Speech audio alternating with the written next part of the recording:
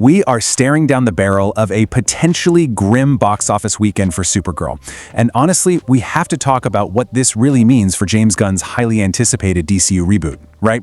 Because this isn't just about one movie underperforming. We're talking about a massive cinematic universe stumbling right out of the gate. The data and articles we're unpacking in today's analysis paint a fascinating and, kind of concerning picture of a franchise desperately trying to find its footing while seemingly tripping over its own cape over and over again. Which really forces us to ask the million-dollar question: is the new DCU doomed before the cameras even truly get rolling? To understand exactly where we are right now, we got to look at how we got here. So the stage was set the minute James Gunn took over as co-CEO of DC Studios, and you probably remember his very first major public move was abruptly dismissing Henry Cavill as Superman. That single decision kicked off a remarkably rocky transition phase, setting a tone of heavy controversy and skepticism among the hardcore fanbase literally from day one. And look at this flop run. It perfectly illustrates the absolute uphill battle Gunn inherited. Before he could even properly start his own universe, he had to sit through a brutal string of 6 consecutive box office bombs from the previous regime. We are talking Black Adam, Shazam! Fury of the Gods, The Flash, Blue Beetle, Aquaman and the Lost Kingdom, and of course, the recent Joker Folie à Deux. That is a massive wave of audience apathy that he has to overcome before officially launching his new vision with the animated series Creature Commandos.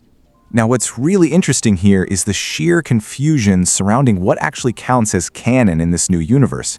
When asked about it, Gunn's explanations have honestly left a lot of people scratching their heads. Our source material highlights how Gunn stated that canon is basically whatever they decide to mention in future projects. That leaves the events of Peacemaker and the Suicide Squad in this totally weird, unreliable memory limbo. For fans who are trying to emotionally invest in a brand new continuity, this lack of a clear, solid foundation is a pretty major red flag. So Gunn did eventually try to clear things up, stating that true canon begins with Creature Commandos and moves through Superman and beyond. But as the analysis points out, this clarification almost makes it worse. For instance, Gunn recently confirmed that an upcoming movie about the villain Clayface, which by the way won't even feature Batman, is chronologically the very first story in the DCU. Actually, scratch that. Instead of streamlining the narrative, it feels like the lore is just getting way more complicated before the flagship heroes even arrive on screen. Alright, let's pivot to Supergirl's PR strategy and ask, is this a massive marketing misstep? We can actually trace that macro confusion of the whole DCU timeline directly into the specific localized storm surrounding the upcoming Supergirl film. A major blockbuster like this absolutely needs a bulletproof marketing push, right?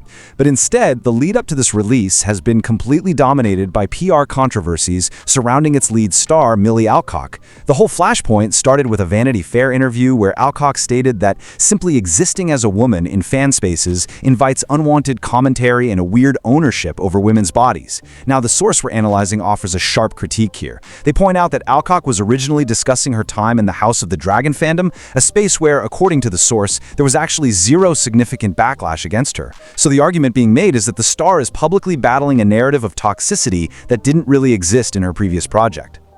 But the crucial point is how the studio and the star reacted next. Instead of just letting the initial friction fade away, Alcock responded to the online pushback in a subsequent Variety interview, basically telling her detractors they were simply proving her point. The source argues that this strategy of directly engaging with and lecturing online trolls does literally nothing but inflame the situation further. I mean, let's be real. In modern Hollywood marketing, taking an antagonistic stance toward highly vocal online communities rarely translates to higher ticket sales. And there's a fascinating contrast to look at right here. The source material compares Alcock's statements, where she describes fans as having an unhealthy relationship with actors, to the philosophy of her former House of the Dragon co-star, Matt Smith. Smith takes a completely different angle. He publicly stated that the work is entirely about the fans, and once a project is out there, it's their show. It really highlights a stark generational and philosophical divide in how modern actors choose to navigate these massive franchise fandoms. Which brings us to another massive talking point in the coverage, the debate over Supergirl's status as a queer icon.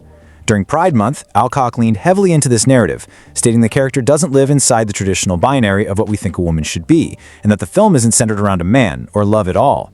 The source material pushes back pretty hard on this marketing angle, pointing out that throughout the vast majority of her decades-long comic book history, the character has definitively been portrayed as straight.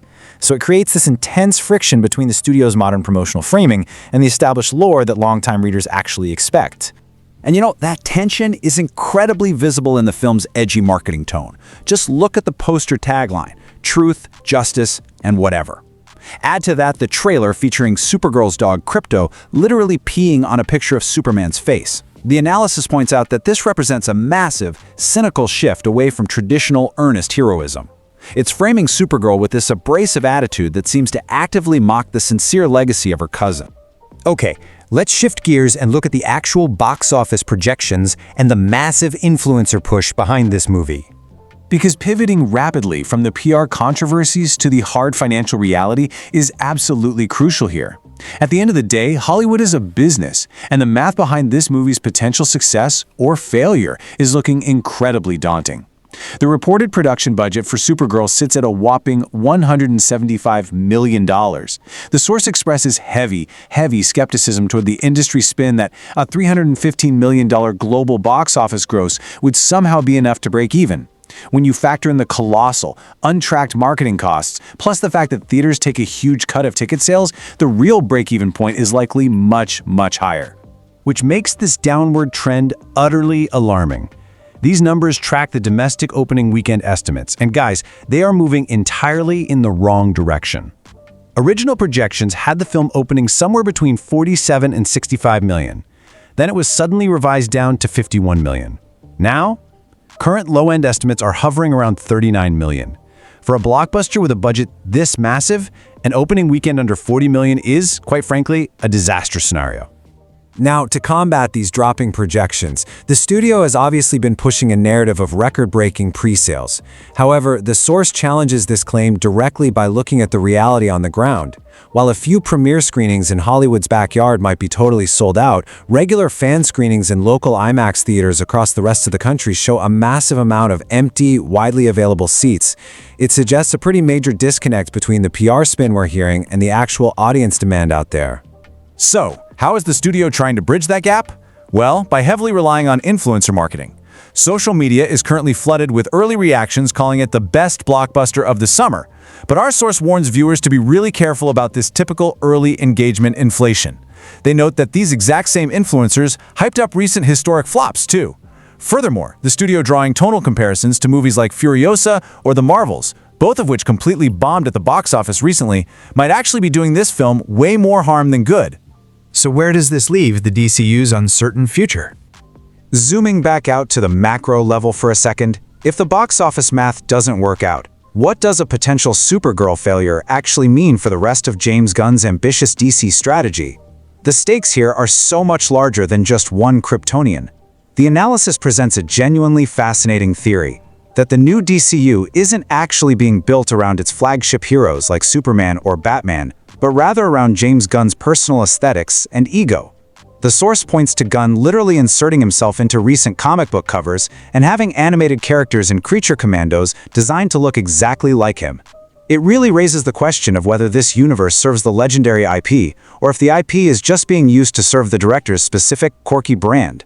And you can see that specific brand taking over the established lore right now. The source details some major creative changes coming down the pipe. The upcoming Green Lanterns show is literally dropping the word green from the title to chase this gritty, true detective vibe. In the new Superman film, his parents, Jor-El and Lara, are reportedly being portrayed as evil conquerors. The argument here is that Gunn is fundamentally stripping away truth, justice, and the American way, and substituting traditional comic book heroism for his own cynical deconstructions. Which brings us to a very telling quote from the architect himself. When discussing the long-term, multi-year storyline he's mapped out for the DCU, Gunn openly admitted that whether he is actually the one around to fulfill that promise, well, that depends on a lot of factors.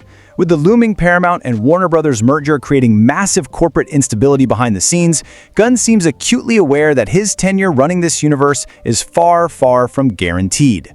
And that leaves us with this final provocative thought to chew on. If Supergirl collapses at the box office, and the foundational lore is already confusing and alienating the core fanbase, can James Gunn's DCU survive its own start?